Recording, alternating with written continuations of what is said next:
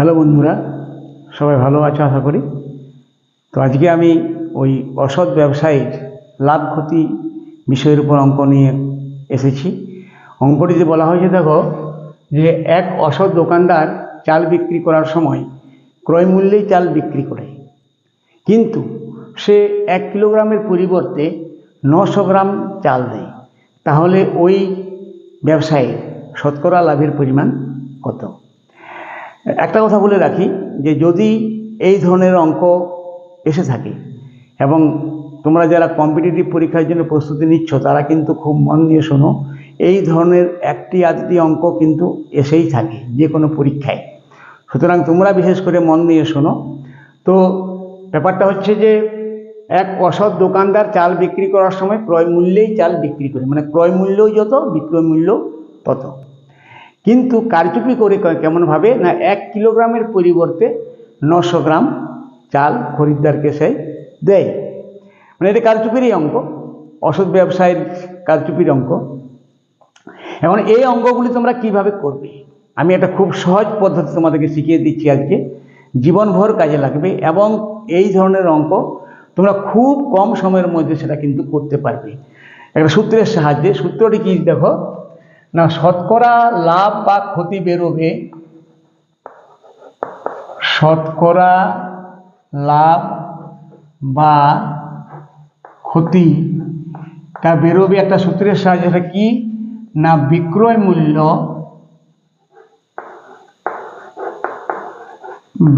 মূল্য গুণিত কারচুপি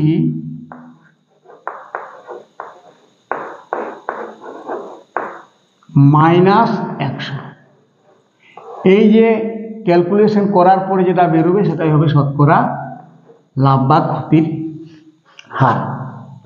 ঠিক আছে, এখন এই যে বিক্রয় মূল্য কারচুপি, এখন তোমরা তো হয়তো বলতে পারো স্যার এটাতে তো কিছু দেওয়া নেই, বিক্রয় মূল্য দেওয়া নেই, কারচুপিটা কি সেটাই আমরা জানি না, কিভাবে করছে সেটাই জানি না, তাহলে আমরা ওই জায়গাগুলো যদি কি বসাবো, আমি সব বুঝিয়ে দিচ্ছি, কোনো চিন্তা নেই। তো দেখো এখানে স্পষ্ট করা আছে কিন্তু যে দামে চাল সে ক্রয় করছে বিক্রিও করছে কিন্তু সেই একই দামে, অর্থাৎ যদি ক্রয় মূল্য যদি 100 টাকা হয় তাহলে বিক্রয় মূল্য 100 টাকাই। অতএব আমরা এখানে ক্রয় মূল্য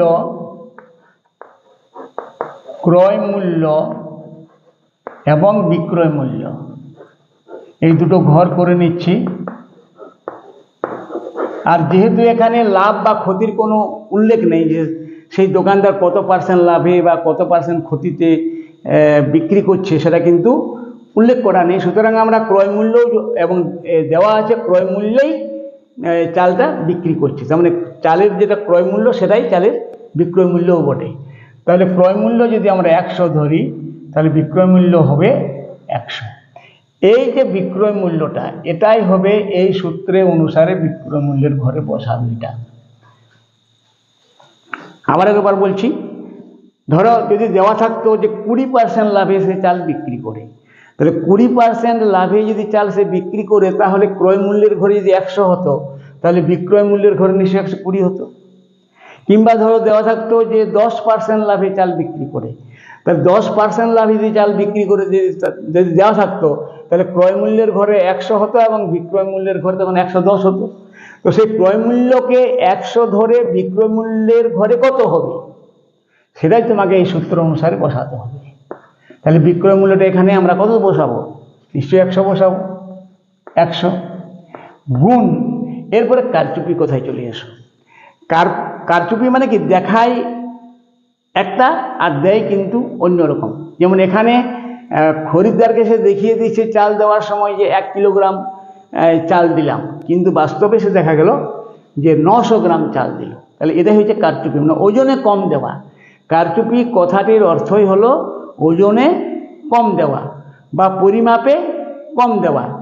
মানে সবসময় তার ওজন করা হয় না, যেমন কাপড়ের সময় কাপড় তার ওজন করে বিক্রি করে না, সেটাতে মেপে দেওয়া হয় মিটার স্কেলের সাহায্যে। তাহলে মোটামুটি পরিমাপটা দেখাবে বেশি দিবে কম, দেখাবে বেশি দিবে কম, এটাই হলো কারচুপি। তাহলে কারচুপিকে আমরা দুভাগে ভাগ করতে পারি, দেখায় আর দেয়। এখানে আমি লিখে দিচ্ছি, ধরো কারচুপি মানে কি? কারচুপি মানে হচ্ছে দেখায় বেশি, দেখায় বেশি কিন্তু দেয় কম, দেয় কম, এটাই হচ্ছে কারচুপি। দেখায় বেশি মানে দিচ্ছে, যখন দেয় তখন দেখাচ্ছে বেশি, খরিদ্দারকে দেখিয়ে দিচ্ছে আমি দিলাম 1 কিলোগ্রামই দিলাম, কিন্তু দেওয়ার সময় 1 কিলোগ্রামের থেকে কম দিল, এটাই হচ্ছে কারচুপি। তাহলে এই কারচুপির জায়গায় তোমরা কিন্তু লিখবে দেখায় বাই দেয়, দেখায় বাই দেয়। এই কারচুপি জায়গায় লিখবে দেখায় বাই দেয় আর -100। এরপর দেখো সূত্রটি তোমরা বসাও, খুব সহজেই উত্তরটি পেয়ে যাবে। যেমন ধরো এখানে 100 গুণ দেখাচ্ছে কত? দেখাচ্ছে কত? 1 কিলোগ্রামের পরিবর্তে 900 গ্রাম। তাহলে এখানে গ্রাম, ওখানে কিলোগ্রাম, দুটোকেই গ্রাম করে নাও। তাহলে 1 কিলোগ্রাম মানে 1000 গ্রাম, 1 কিলোগ্রাম মানে 1000 গ্রাম। তাহলে দেখায় 1000 গ্রাম কিন্তু দেয় 900 গ্রাম, এটাই হলো দেখাই বাই দেয়। -100 সমান কেটে দাও, 0 0 0 0। তাহলে 100 গুণিত 10 মানে 1000। তাহলে 1000 বাই 9 -100 মানে 100কেও তোমরা 100 বাই 1 করে দাও, তাহলে ভগ্নাংশের যোগ বিয়োগের সময় সুবিধা হয়। 9 লসাগু, তাহলে এখানে হলো 1000, এখানে হলো 900, সমান বিয়োগ করলে হয় 100 বাই 9, সমান হয়ে গেল 100কে 9 দ্বারা ভাগ করলে 9 11 99 আর 100 মানে 1 1-এর 9, 9 11 99 আর 1 109। তাহলে এই 11.9% এটাই হবে শতকরা লাভের পরিমাণ ওই দোকানদারের।